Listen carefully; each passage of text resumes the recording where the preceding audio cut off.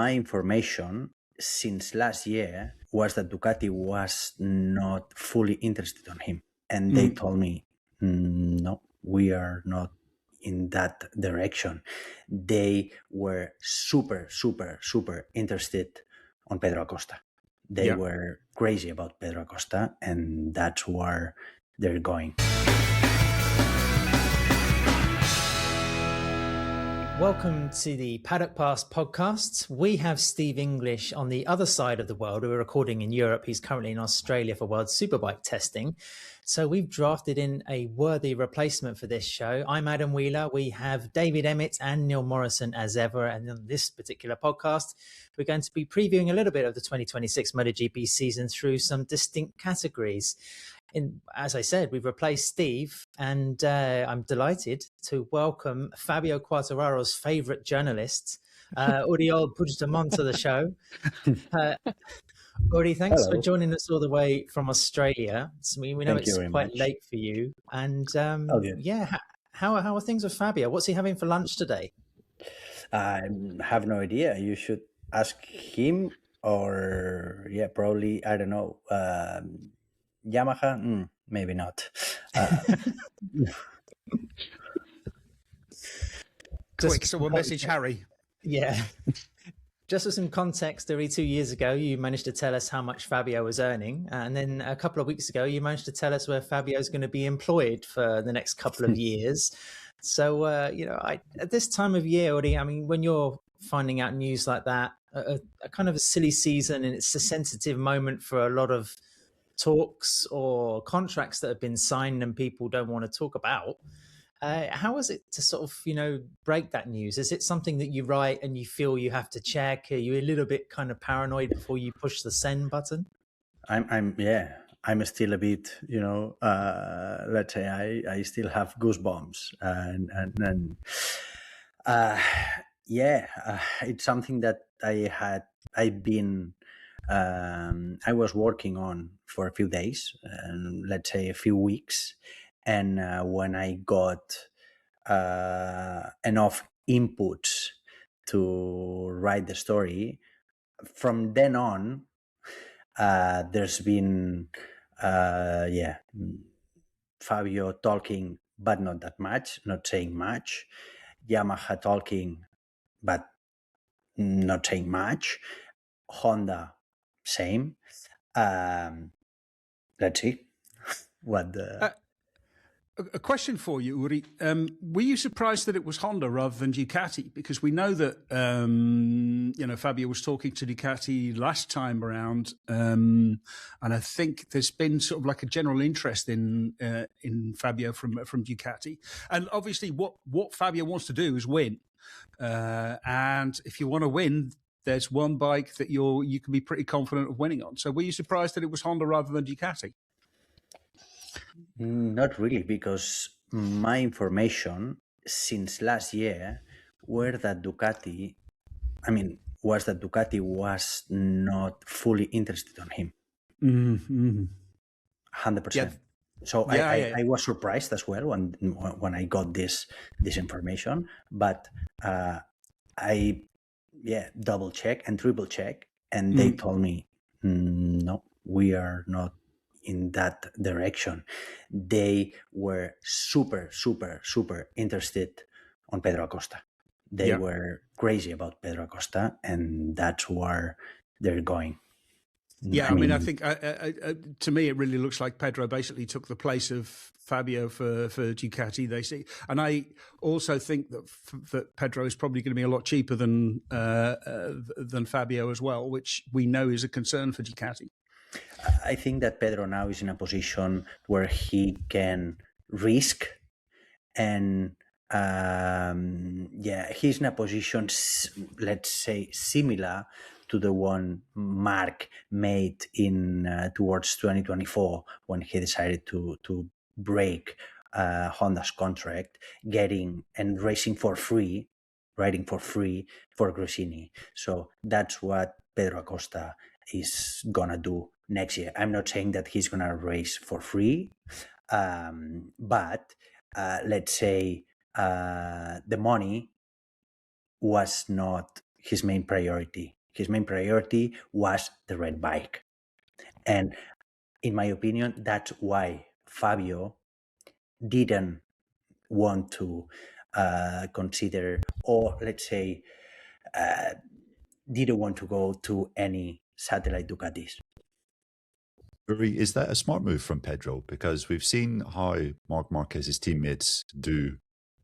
We've seen how they do in the past, usually not very well. And I mean, Pedro has taken a big gamble and showing a lot of self-belief by potentially joining Ducati next year. I mean, do you think it's an intelligent move on his part? Well, I know what you mean. I think it's first of all, it's a brave move. It's a super brave move, and it also gives you an idea about the kid's personality.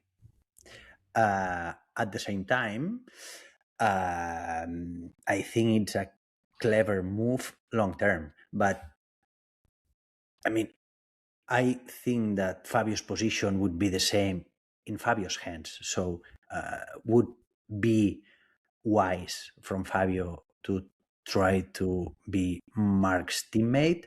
I have no idea. But I think Ducati is looking at the picture in more long-term perspective. So, and don't forget that what I think I know is that they signed Pedro before Marc's renewal. So, because Ducati wanted to make sure that they had a number one rider. Now they have two, probably. Or I'm not sure if Pedro can be considered number one still, because he hasn't won a race yet. But I mean, Ducati wanted to make sure that Pedro was done, and while they were discussing with Marc.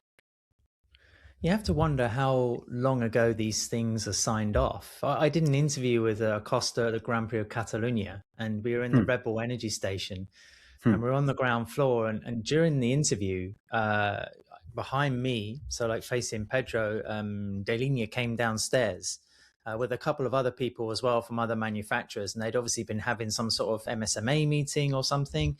And Acosta broke off and very enthusiastically greeted De Linea, which I thought was kind of odd behavior, really, considering you're sitting in the Red Bull hospitality surrounded by KTM staff. And it does, with a bit of hindsight, you do think, well, you know, how long ago has he been that buddy with, you know, sort of the main string puller of Ducati? So it's... yes, the paddock sort of works in strange ways. For everybody listening and watching, Uri's work can be found on motorsport.com. So keep an eye on that website, perhaps even more than you usually do, for the scoops to come in the forthcoming weeks.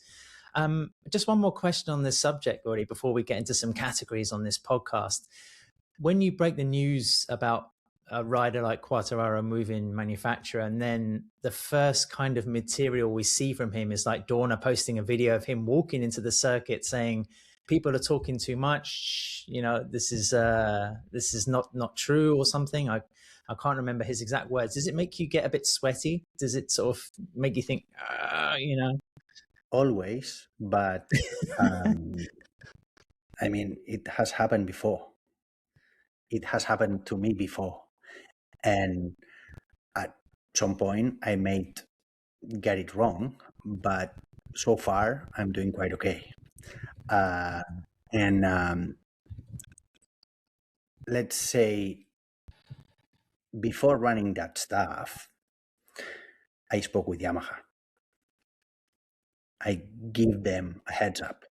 Say, I'm running this just for your information. And I got a meeting with Fabio's agent in Sepang. So I think, let me put it this way. Are you really surprised that Fabio is leaving Yamaha? Really? Yeah, no, that was clear at Misano. Like last year at Misano, after he rode the V4, yeah. So, I mean, of course, I want to to have the confirmation.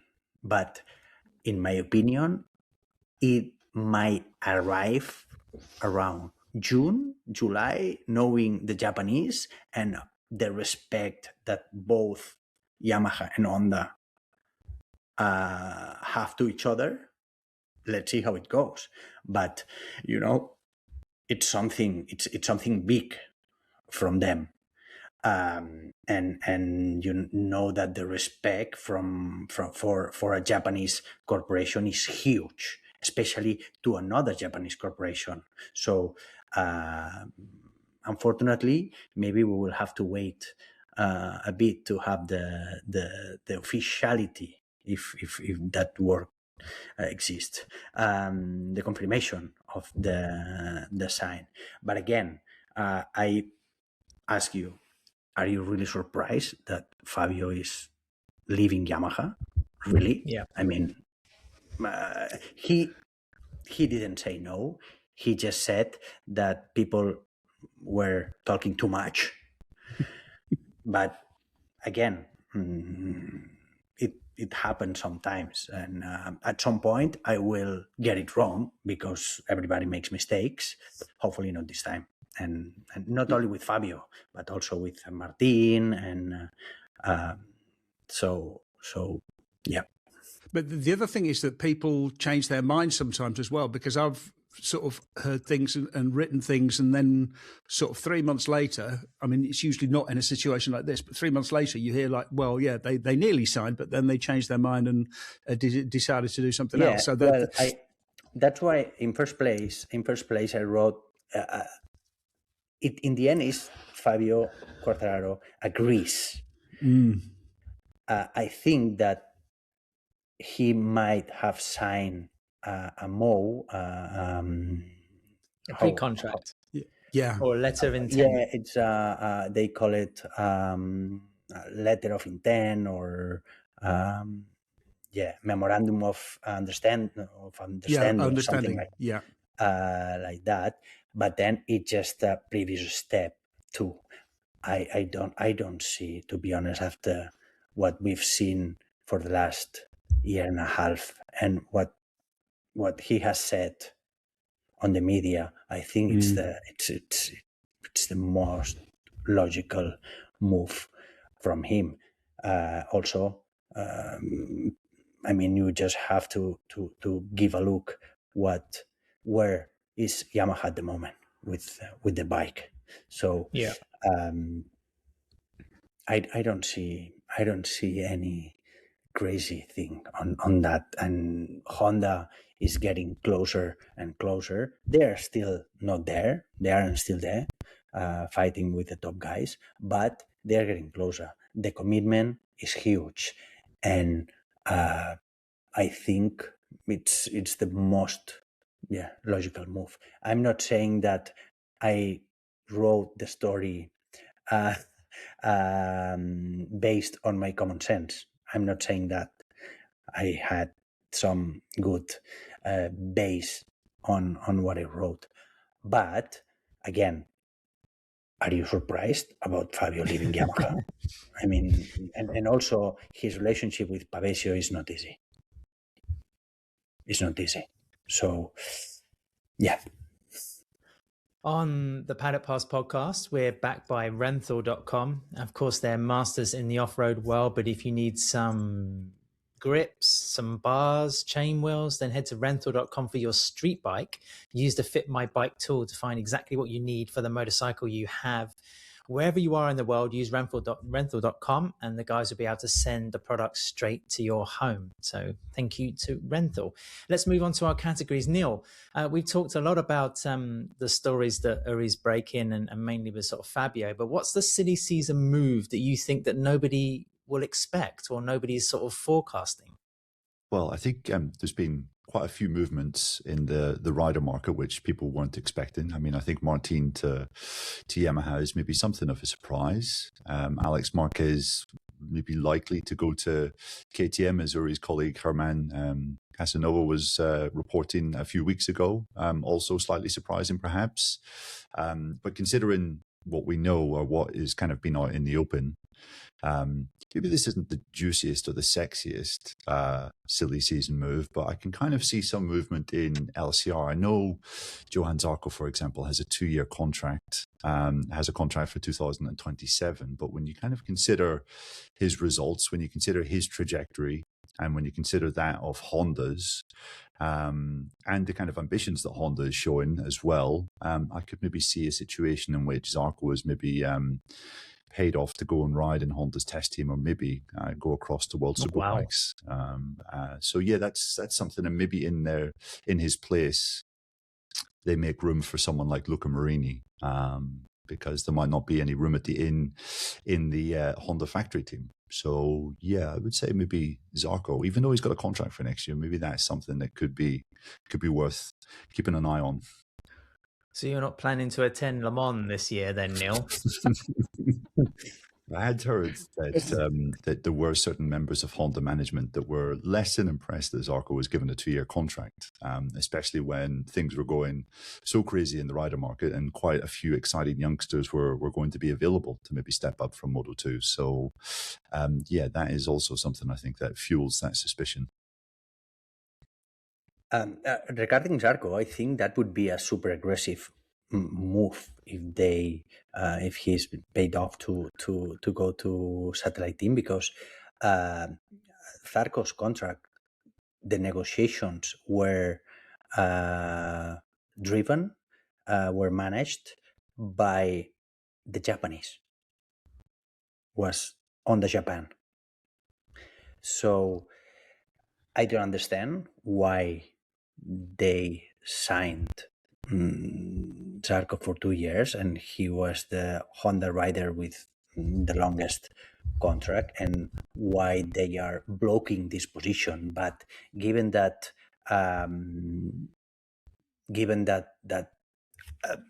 the negotiations and the decision was from Honda Japan, it would shock me to turn this side. Yeah, I mean, yeah, Zarco is also, I think, 35. So, and he had a really strong start to the season, but the second half of the season was not great. I think for me, the surprising, the unexpected silly season move that I'm expecting is, I mean, we all know that everyone is interested, the factories are interested in David Alonso. Danny Holgado has been really, really impressive as well. But I think we're going to see Barry Bottas in MotoGP in 2027 as well. He has strong backing. He's been impressive. He's still young. He's also from outside of the Southern European pool of talent, if you like. So yeah, I can see Barry Bottas. I would quite like to see Barry Bottas as well, because I think he'd do well on a big bike. Has Bottas really done enough, Dave? I mean, I'd say there's a couple of other Moto2 candidates ahead of him to justify a MotoGP ride, unless he's coming in with like a Tito Rabat style funding operation. He does have an almost Tito Rabat style funding thing behind him. He does have a lot of money behind him, but I think he has done enough. I mean, like, look, you've got Alonso, you've got Holgado, but that's basically it. Beyond that, there are, I don't know, who else could come. I mean, Colin Via, but I think Colin needs a really, really solid season before he could move up. I'm going to say, strangely, Luca Marini as well. I think, somebody like him could end up at Red Bull KTM Tech 3. And more than that, I think you have to look at the satellite teams and the ones that are probably trying to court extra investment or looking a little bit kind of the short-term future. The likes of Grassini, the likes of, Tech 3, also maybe LCR. I mean, we'll come on to sort of the satellite teams later in the podcast, but I think and Trackhouse especially, I mean, they are sort of touting themselves as one of the more marketable race teams in the paddock. Who are they going to sign for 2027 and 2028? Uri, do you have any thoughts? I'm not asking you to give us any stories in advance that you've got cooking, but No. Regarding Luca, I think that we have to take in consideration that the Japanese are in love with him. No, I mean Honda's Japanese are in love with him, especially after all what happened, training for the 8 hours and stuff. So let's say in a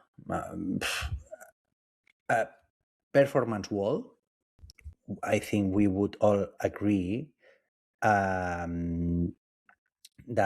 probably Joan Mir is a better option for a lineup. But with the Japanese, you never know. With the Japanese, taking the decisions, you never know. And he has achieved to get them in love with him. So let's see how it goes, because also again, the Japanese side of HRC is taking more influence on the decisions, and I think it's an interesting process also to keep an eye on. But other than that, I think we all agree that David Alonso will be on the grid in 2027. I spoke with a Ducati member in Japan, and he told me, I think that he got the manager wrong, because I think his manager is asking for a lot of money, and that's not Ducati's kind of. They're not gonna play this game, so especially because it would mean that you destroy everything. They are also, let's say, bending the Ducati's philosophy by bringing Acosta in. I think that it would be a bit too much to enter this game of making these kind of offers. I think previously David Alonso's manager was Nico Tirol, who's also the team manager of the Aspar team. So there was a strange kind of dynamic there. But I've heard that Alonso has since switched to Wasserman over the off-season, who look after Brad Binder. He used to look after Carl Crutchlow, Aaron Canet, Jake Dixon, these kind of guys. And they have a pretty big pool. Bob Moore obviously has been in the paddock for a long old time. You think that that's quite maybe a savvy move from David, because Wasserman usually are able to get some decent contracts for their riders. The next category we want to bring up, Dave, I'm going to come to you. We had unexpected title candidate in MotoGP. Any thoughts? No, because it's going to be Marc Marquez. I mean, it's going to be Marc, it's going to be Alex, and it's going to be Marco Bezzecchi. You might say that Marco Bezzecchi is the unexpected title candidate, but I think that's going to be that. If I had to give a name, an unexpected name, perhaps Maverick Vinales, because I've been so impressed with the work that Maverick has done. I mean, we know that that Maverick is only like a bad day away from a total meltdown, but he has worked so much on all of his weak points that I think he's going. Like previously, he was terrified. I mean, like if it was dry, he was amazing. If he was wet, fully wet all of the time, he was amazing. If it was half and half, he was fucking terrible.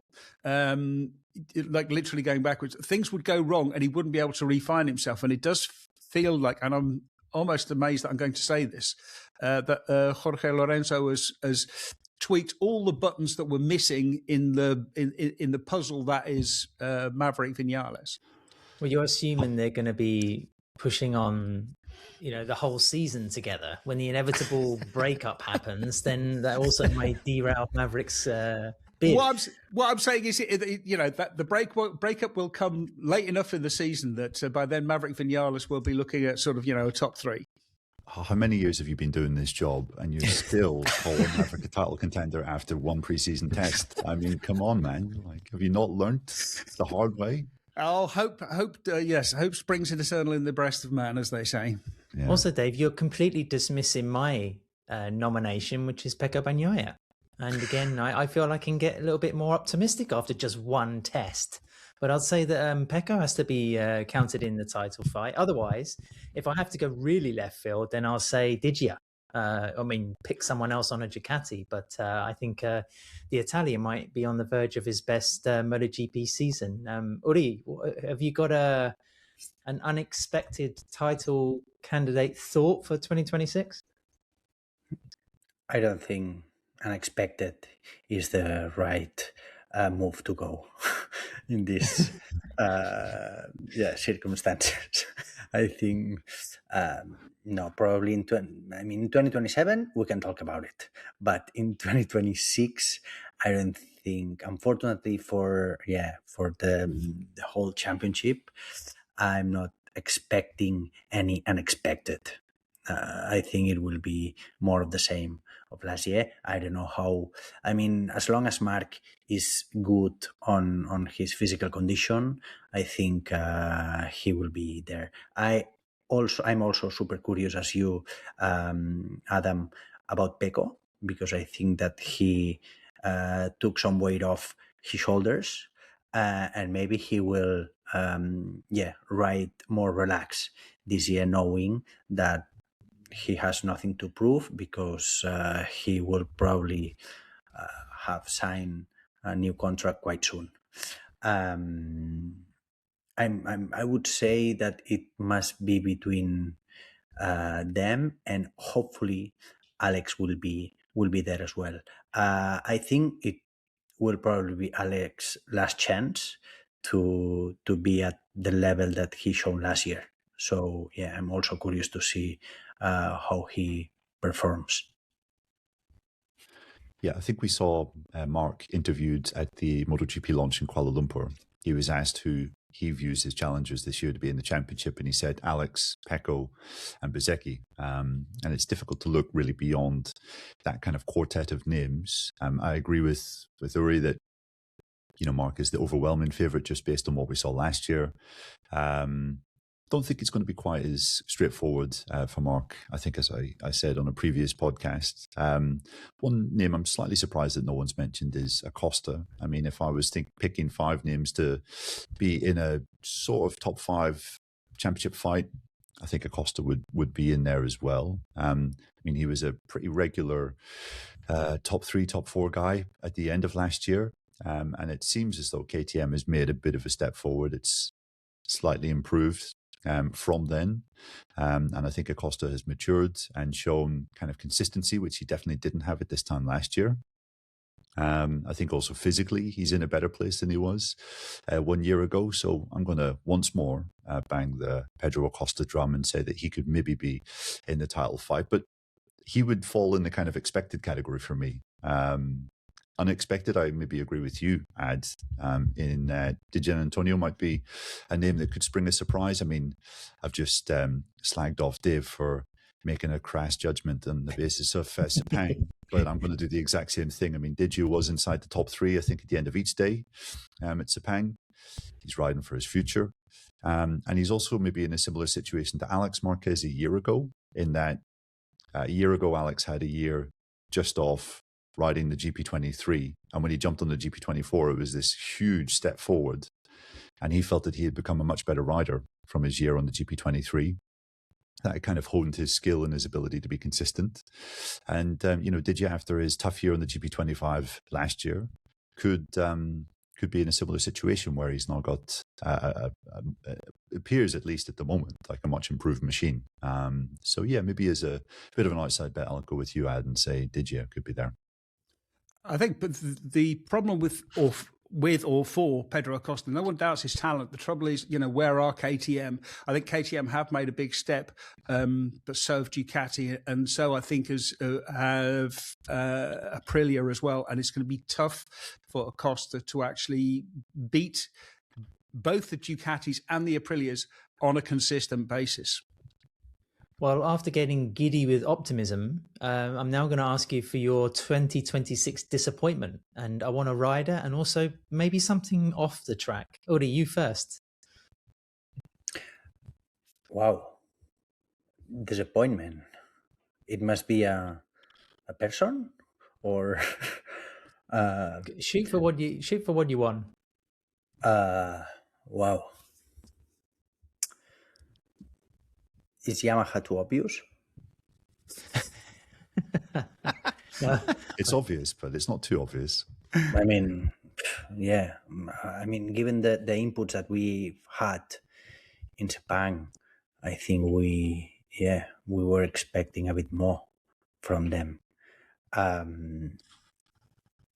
And given all the efforts and the investment, I think they need to recover, and let's see. But at this stage, if I have to choose, I would say probably Yamaha, for history, for heritage, for they need to do something. For me, I'll have to say, rider-wise, maybe Alex Rins. I think it's been a bit of a dry spell. Also, some bad luck in the last couple of years. But that's Yamaha related. How can you be disappointed in Alex Rins? I mean, genuinely, he's been so underwhelming that it's hard to be really sort of disappointed. I mean, the only way is up to. Well, he's got a particular style of riding. He's obviously a good rider, but then I just think this year's going to be quite disappointing for him as well. And I think he's kind of hovering on the chopping block a little bit. So, I mean, it's always hard to pick these things anyway, but I'll say Rins as a rider. And then off the track, many apologies, Dave, but I think Aragon and Hungary, those two Grand Prix, don't exactly swell me with excitement. So I'm going to just put my chips on those squares for the moment. Neil? Yeah, I mean, I do run the risk of actually being banned from entering France with my continued baiting of Johann Zarco, but potentially this could be a difficult year for Johann Zarco. I did mention this previously, but I was looking at the championship last year. He scored 104 points in the first 11 races and then just 44 points in the second 11 races. And there wasn't a great deal in his performances or his comments in Sepang to feed a kind of optimistic train of thought that he has refound his mojo again. He was still struggling to feel comfortable on the kind of new updated Honda. Strange that really, the updates that they brought from, I think, Austria last year, which really propelled Marini and Mir forward, almost had the opposite effect on Zarco, and he really lost his confidence there. He crashed his brains out throughout 2025, and maybe this could be a tough time for him. I also think, considering what some people are expecting of him, I think maybe Fermin Aldeguer could be a slight disappointment this year. He's obviously had a horrible pre-season. I mean, he's going to miss all of testing. He's going to miss the first round at least. And he's in a situation where there's now a bit more pressure on him. Last year, there was no pressure as a rookie. He could just show up and perform as he wanted. But as we saw in 2024, when he was really expected to kick on and win the Moto2 championship, he couldn't really deal with that pressure very well. So I think this is going to be a really interesting test just to see how far Fermin has come since then.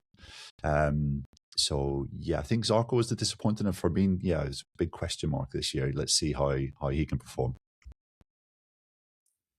Well, my disappointment in terms of riders, I think it's going to be Ayogura, because after a brilliant start, he just stalled completely, and he didn't show any signs of making any real progress during the Sepang test, didn't really show any signs of real progress during the year. He just seems to be stuck.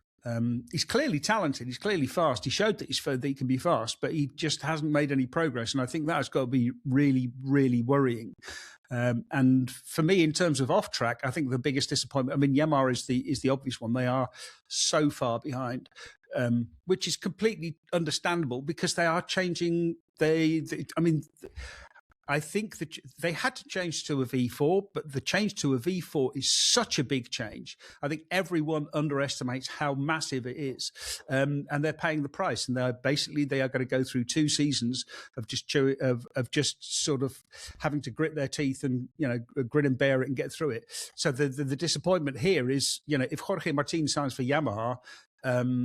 That to me would be a massive disappointment because it's such a waste of talent. I want to see him on a bike that is competitive now rather than a bike that might be competitive in 2028. Do we make the rest of the podcast a Yamaha-free zone? It feels a bit like we're blue bashing here. Is this, what do we do, guys? They made the right decision. It's just that decision is such a painful one. It has such enormous consequences. They're basically a quarter of a century behind sort of Honda and Ducati and all the rest with building V4s. They just don't have that experience with V4s, and it takes that.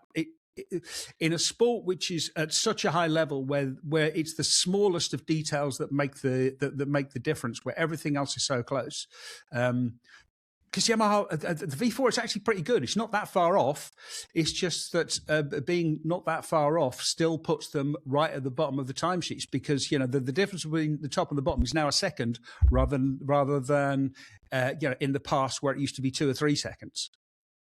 I think that Yamaha can make it even more complicated by putting Toprak in the factory team in 2027. So that would make even more complicated. I think that they are making really aggressive moves on the riders, and I think we got a first taste of how difficult might be for Toprak, especially this first half of the season.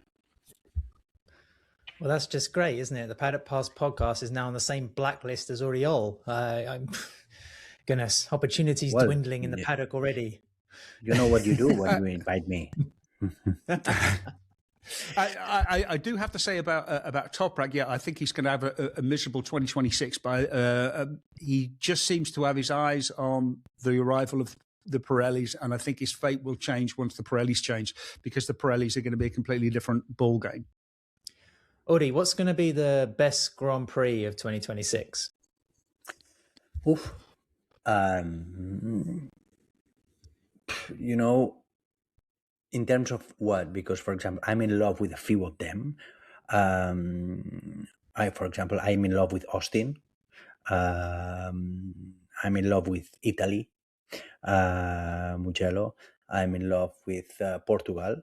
It might sound a bit weird, but I love this race, this track, this venue. If I have to pick one, maybe also Phillip Island. I love Phillip Island, despite I think we're not going to be there much longer.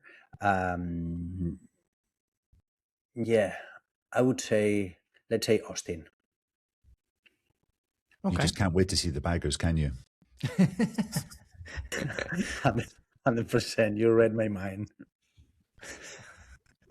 Neil, keep talking. What are you looking forward to? Well, what's going to be the best one? Yeah, Phillip Island, I think, is we always say that it's one of the best runs of the season. Always coming from Dave Moss in particular. It's one of the best tracks in the world without question, and the fact that this could well be the last event at Phillip Island, the last Australian Grand Prix for the foreseeable future, I think will add a bit of extra weight on it. So yeah, I think Phillip Island is the one I'm most looking forward to, and has the potential to have maybe a bit of an emotional send off, because without question we've seen some of the best ever MotoGP races there over the past 30-40 years. And yeah, it would be sad to think that this could be the last one. So I'll plump for that one. For me, I'm going to say Red Bull Ring. One of the motivations being that...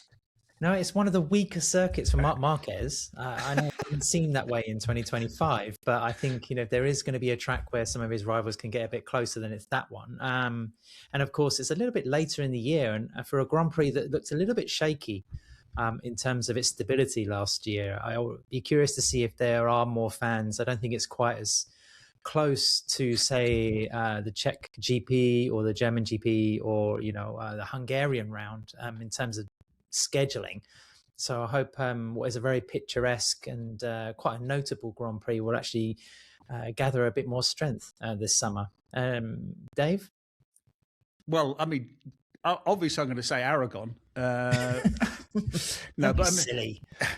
Oh no, I think like the best GP is going to be the same as it is every year, which is Le Mans, which is, you know, like the best event, you know, the event that I don't go to because of it, but it's still just the best event. It's the most magnificent, best organized. The organizer, Claude Michy, who runs the French GP, understands what a Grand Prix is about. It's a party. It's a party which goes on for 3 days, and at which there's some racing. You know, like the special performers at this massive 3-day party are the MotoGP riders. So yeah, I think this is, I think it's fantastic, and I do like. Again, it's a reason I love Assen. It's a reason I love the Sachsenring as well, Brno. It's an event. It's a massive event, and that's what we really want to see. And I just wish they could do something. Well, I just wish people at Silverstone would go to Le Mans and try to learn something from it. Might be the most sensible thing you said so far on the podcast this year, Dave. But yeah, great shout for Le Mans. Next, yes. Uri, which team do you think, you know, could be next to be bought out after the Tech 3 acquisition during 2025? I mean, is there any candidates? Again, I don't want to step on your toes in terms of any news stories you might have lined up, but you know, there has to be a few satellite team candidates, because let's not forget, amongst all the silly season chatter about where riders are going, we also have teams to agree contracts with Dorna for the next 5-year spell, as well as the manufacturers they're going to be using. I think that I would pick probably Trackhouse, but there's something happening in the MotoGP paddock right now that the teams are trying, probably not forced but pushed by Liberty acquisition and the business model. They are trying to sell stocks, part of the team, to different investors. That's what Gunther Steiner has recently done, even before attending his first race as a team principal. He has already sold part of his stocks, and I think that this is some kind of model that will be implemented in the next years. Let's say next year, this year, and the next years. I would say probably Trackhouse. I know that they've been discussing with a few candidates already, just to sell a part of the team. And I think that other teams also have been in discussions. I know KTM has been in discussions for selling a part of the team, same as Formula One. Formula One, Mercedes, AMG, I think Mercedes only has the 33% of the whole team. So they are trying to replicate this kind of model also in MotoGP. Yeah, I mean, I heard something similar talking to people at the end of last year, that what the teams are looking for is not to sell the team, but to sell a part of the team, basically sell it as an investment, and then allow those investments to be traded over what you do is you invest in you buy a stake in a team, maybe 20, 30, 40%, whatever it might be. And then in 5, 7, 10 years, you sell it, hopefully, at a multiple of the price that you paid for it. That's what everyone is hoping that Liberty will do. I think Trackhouse is a good shout and an interesting shout, also because they seem still not to be able to attract any sponsorship. The obvious answer would be LCR, but I think Lucio just loves racing so much that he would find it hard to actually give release any control over his team. Whereas Trackhouse, I think also for Justin Marks, it was very much a question of investing and trying to see where this could go in the future. And really, they really need help to find some sponsorship, because that's what they don't have. Well, surely on that criteria, Dave, Grassini must be primed. I mean, after Alex Marquez finishing number 2 in the world in 2025 and looking like he's going to have another strong season, Aldeguer attracting attention as well, you'd think maybe the Italian squad would be the ripest fruit on the tree. I don't know what you think, Neil. I mean, also, is there a chance that any of the satellite teams change manufacturer? It doesn't seem likely, does it? I know that, well, I've heard that Dorna certainly want to try and keep the current balance where there's at least one manufacturer, or sorry, at least one satellite team per manufacturer on the grid. We know that I think Gunther Steiner gave an interview back when he was making that investment in Tech Trois and he said something along the lines of wanting to potentially switch to Ducati, but Pit Barrow was pretty emphatic in that he wanted them to remain with KTM and that is progressing with KTM. Whenever, I think that was during the KTM presentation back in January. And yeah, just to kind of follow what Uri and Dave said, I think, yeah, Trackhouse is maybe a good shout.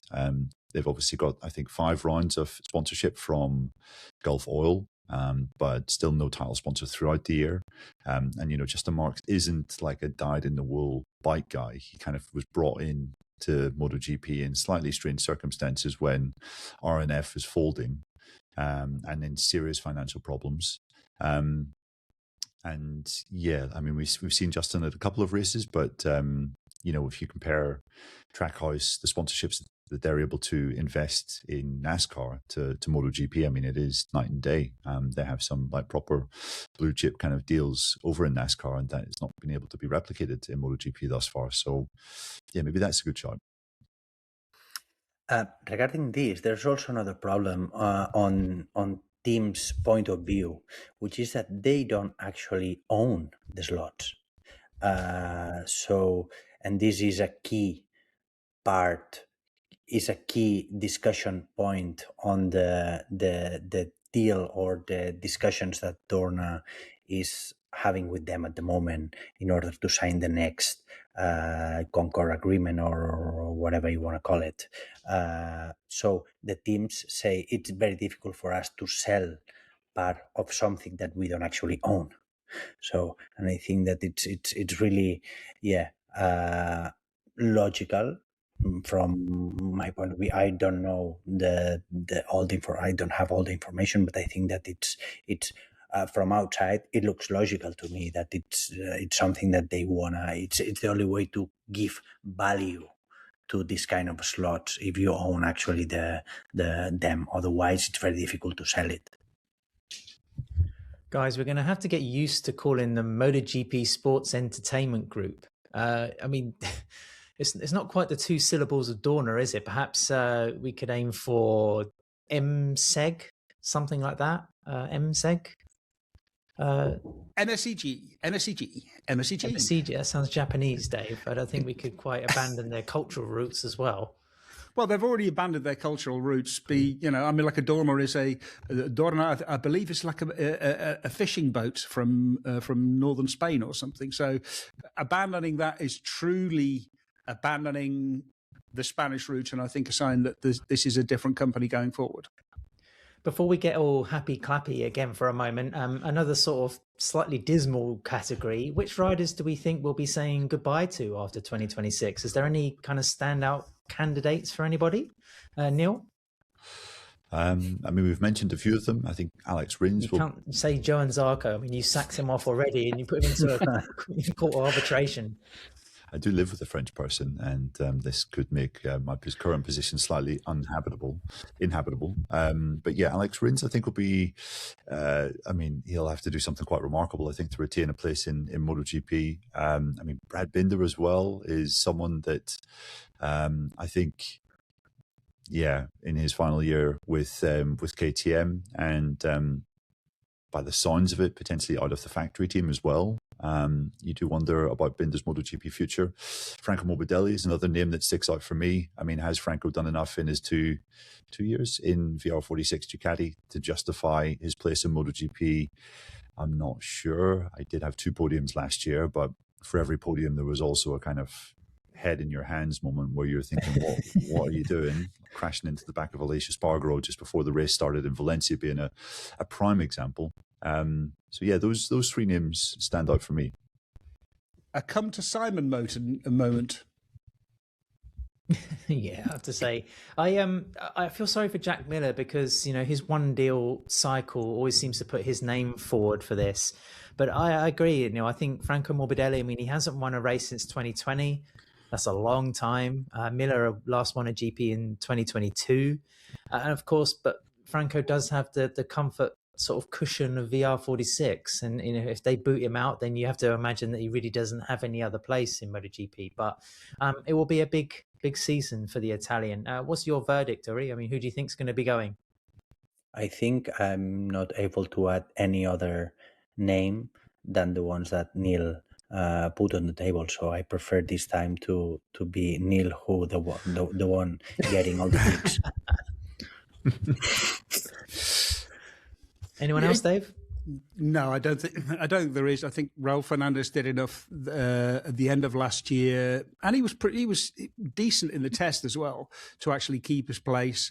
I mean, really, it's going to be Rins, Morbidelli, maybe Brad Binder, maybe Jean Zarco, and that's going to be about it.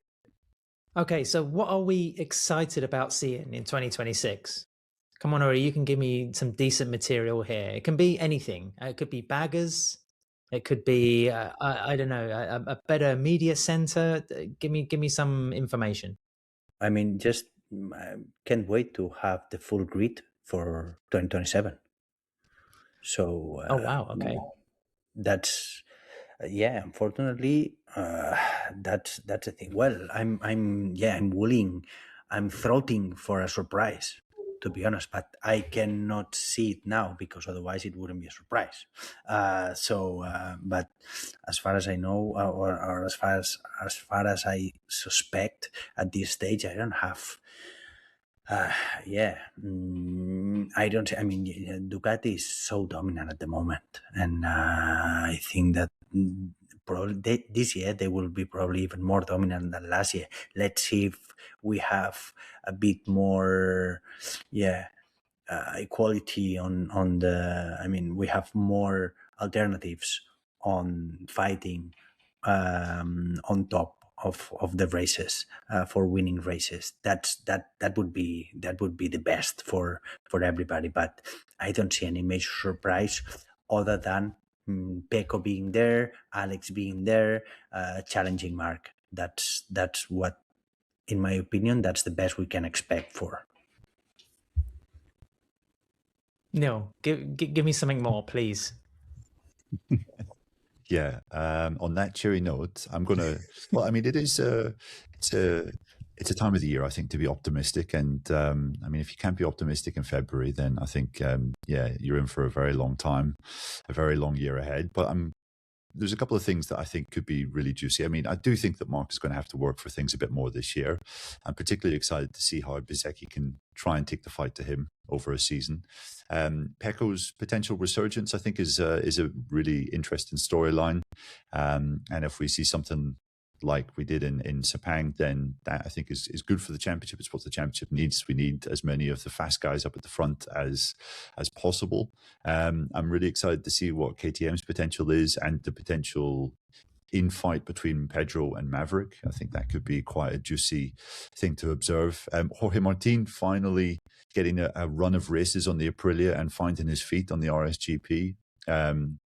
And hopefully making his way up towards Bezzecchi's level, I think could be a really fun thing this year. And also, we have mentioned briefly Toprak. I mean, I don't think any of us is expecting fireworks from him this year. It's going to be a really tough learning experience for the Turkish rider. But him in MotoGP is undoubtedly a good thing. He's lit up World Superbikes over the last 6-7 years, been easily the kind of the most eye-catching talent there in recent times. And just having him in MotoGP and seeing him gradually find his feet, I think is something that I'm quite excited about, even if I foresee a really tough first half of the year. It was interesting seeing Toprak at the Sepang test when the debriefs were there. There'd be crowds of people around Toprak. His position was irrelevant, really. He might have been sort of pretty much the bottom of the standings, but like everyone wanted to be there. Everyone wanted to listen to what he had to say. The dude has got just absolute bags of charisma. Dave, Neil was veering between excitement and fantasy in his answer. I think you can tell that we're recording this just after the weekend. But what are you excited about in 2026? I'm going to put aside 2027 for a moment because, the 2027 bikes and the Pirellis, I'm very excited about that. But in terms of 2026, I'm really excited to see what Marco Bezzecchi can do if he can make the step forward. How much closer KTM can get, to see if there's anyone who can make that close, and also just to see, have Honda really made the step? It was interesting listening to them at Sepang saying, the bike is better, but we're still lacking rear grip, and that rear grip is if they can. That's like the final piece in the puzzle for Honda. If they can make that step, then it gets very, very then it gets very, very interesting. I have 3 bids for excitement in 2026. One, Marc Marquez actually being challenged, so kind of shadows a little bit what Neil said. Secondly, the last attempt to topple the all-time top speed, which was 366.1 kilometers per hour, 227 miles per hour. Get a nice sort of backwind on the Mugello Straight, and then that's the the final throttle, I guess you could say, at that particular landmark. And then thirdly, how the radios are going to work. Like it or not, MotoGP is going to have some sort of radio technology surfacing this season. Is it going to be a pleasant novelty, or is it going to be an abject failure? I think it would be quite curious to see how that all develops. One thing about the top speed, I did actually talk to someone to try to persuade from a factory to try to persuade them to take their bikes to Bonneville and run it there for the top speed to see what the thing could actually be. Because I would absolutely love to see, shall we say, KTM, Honda and Ducati, the 3 top speed demons, shoot out on the Bonneville Salt Flats. Now, I was then immediately given a whole list of reasons why it's impossible to do, but a man can dream, surely. 2 more categories to go. Neil, where there's happiness, there's usually a bit of sadness. It depends on the music you listen to as well, I guess. So what's your big worry for this year in MotoGP?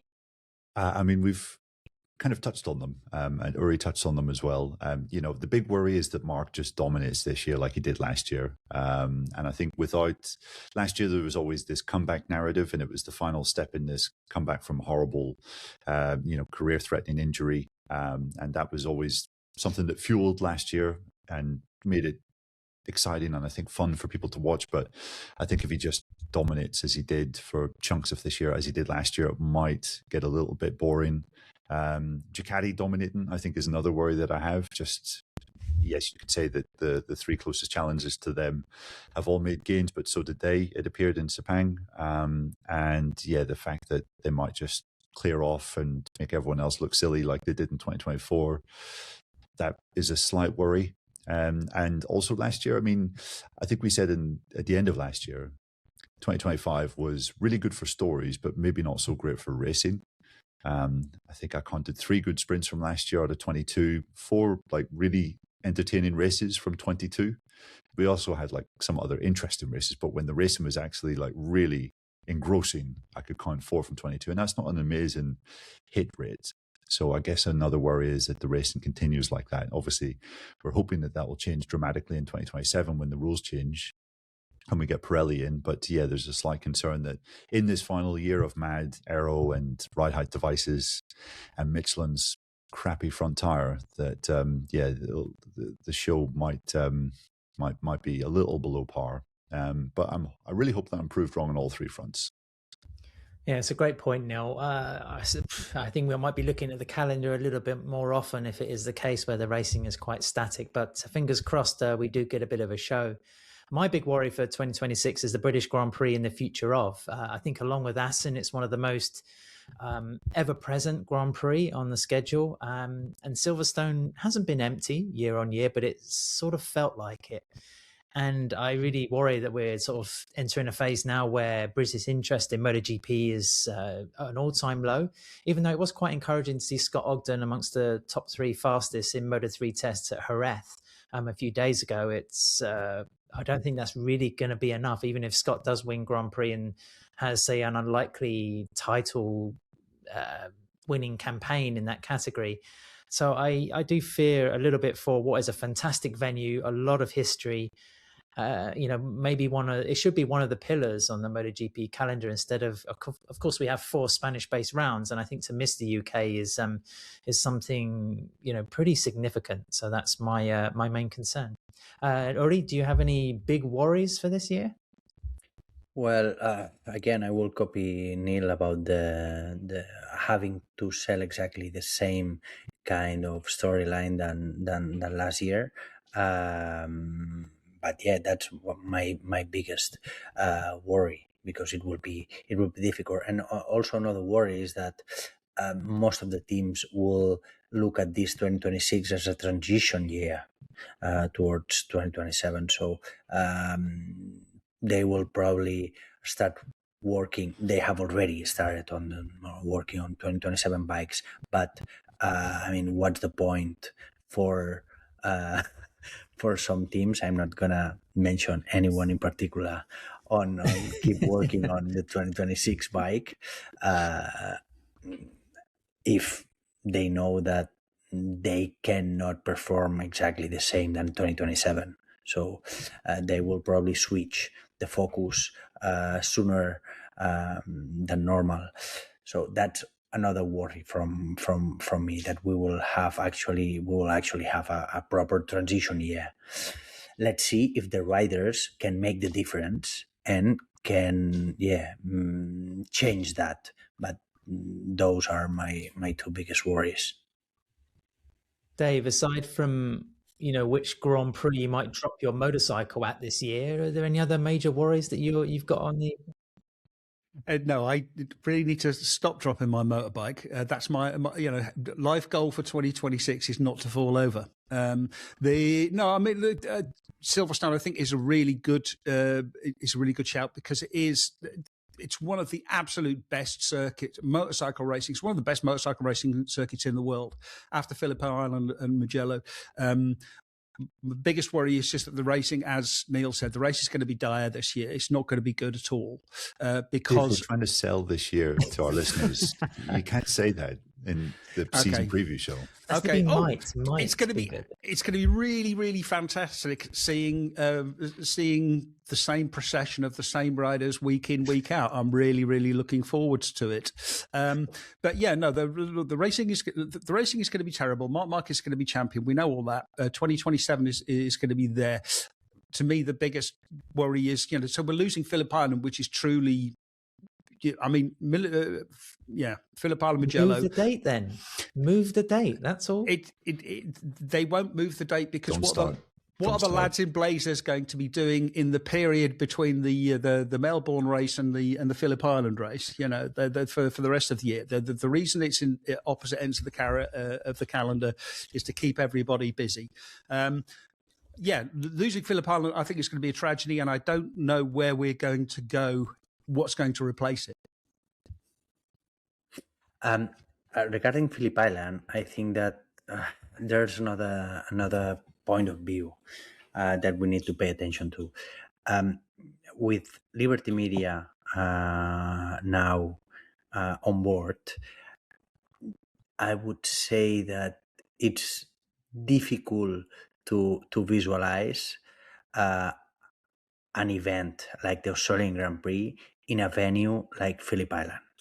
So they would need a huge investment to try to retain the race there. And I'm not sure for corporate reasons, Ori. That's why. They'll need more hospitality. That's what you mean, right?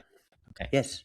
Yes, and also because let's see how the 2027 bikes go, but there's always it's the only event of the calendar that every single year you wake up Friday or Saturday or Sunday and say, let's see what the weather brings us. For the wind, for the how cold the tarmac is, or even the crashes there are horrible most of the times. So I think the whole venue is a bit on the limit, and let's see. But I think that it's not only a matter of when you do the race, despite it's tricky because the Australian Grand Prix Corporation also has the Australian Formula One Grand Prix, which is at the beginning of the year, and I can imagine that they want both events as separate as possible. Let's see. Yeah, I mean, it's a good point about the circuit being on the limit. And when you're at an event which is on the limit like that, if you've got 100,000 people turning up, that's very different to the 35 or so thousand which turn up every year for Philippine. It's just that the attendance just isn't there, which is also, I think, the biggest worry for Silverstone, that the crowds are just not coming to the event. Ori, we did a predictions podcast earlier this year, but we're going to come to you now very quickly. Just tell us your top three at the end of MotoGP 2026. No explanations, just give us three names. Okay. Marc Marquez, Pecco Bagnaia, Alex Marquez. Neil, you want to give us a reminder? Marc number 1, Pecco number 2, and Acosta number 3. Ooh. Something different. Dave, after the Sepang test, have you got a slight variation on what you had earlier? No, I can't even remember what I had earlier, so it's nice and easy. I'll just go straight away. I think it's going to be Marc Marquez, Marco Bezzecchi, and Alex Marquez. I'm going to say, just to be a little different, Bagnaia, Marquez, and you can put the Alex or Mark in whatever order you want. I just think Mark might have an injury or some sort of issue this year like he had in 2025. Why not? Genuinely. Don't say it. Don't say it. It is genuinely baffling that you think that anyone is going to beat Marc Marquez. I mean, he won the title with 5 rounds to go, and he still would have won the title anyway if he'd have crashed out like 2 rounds earlier. So. I know it's a fool's errand, but Dave, otherwise, US-based listeners and viewers can get some merchandise of the Paddock Pass podcast now? Yes, they can. paddockpasspodcast.com/merch, T-shirts, hoodies, I think baseball cap, caps, that sort of thing. Sadly, no wooden weathers hats. We should try and get one of those, a Crocodile Dundee style with corks a logo coming on out the front. the top. Yeah. Or you'll wear it. He's in Australia. Right. Yeah, exactly. But with airbags on it for when I fall over. No, that's something that I am working on. But anyway, with Austin coming up, you US listeners need to get their merch to show up and show their support. And then Uri, you're going to be at the Buriram test as well as the Grand Prix. And Neil, you're flying out as well to the test. And we're going to be having plenty of material on Patreon over the next couple of days with Steve also on World Superbike duty. Just for people that are kind of listening to the podcast for the first time, perhaps, we have Patreon levels, don't we? We get different kinds of content for different kinds of levels of access. Exactly. Yeah. You need to go over to patreon.com/Paddock Pass Podcast, sign up and become a member. And you get all sorts of extra content. And the higher the tier that you sign up for, the more content that you get. So make sure you sign up for the Paddock Insider tier to have access to our Paddock Note shows from each day at a test or at a Grand Prix weekend. We're talking 3 days of note shows and other interesting content that we do through the year as well, whether it's interviews that we've done in the paddock or bench racing shows that we do ourselves. And we're going to have a bit of a new show, which is going to be a reaction to the Grand Prix a few days afterwards, which is going to be specifically for our Patreon subscribers. So we're still trying to come up with a name for it at the moment, but that is something to look out for. I think it'll be dropping maybe on a Tuesday or a Wednesday after each Grand Prix, a little bit of further reaction to what we've seen, anything that we missed in our main show, plus a bit more reaction to some of the comments that we get from our Patreon subscribers. So make sure that you're signed up on Patreon if you haven't done already. Also, a reminder as well, if you're on Patreon with us, then you can join our Discord community chat channel, where we get to interact with people who are listening and watching, following MotoGP all the way through the week. Finally, Uri, thanks ever so much for coming on the podcast. You're best welcome. of luck avoiding all the snipers from the manufacturers when you get into the paddock for the first time in Buriram. You're not a wanted man at all. I was already in Sepang, and yeah, it was not so bad. You survived. Well, yeah.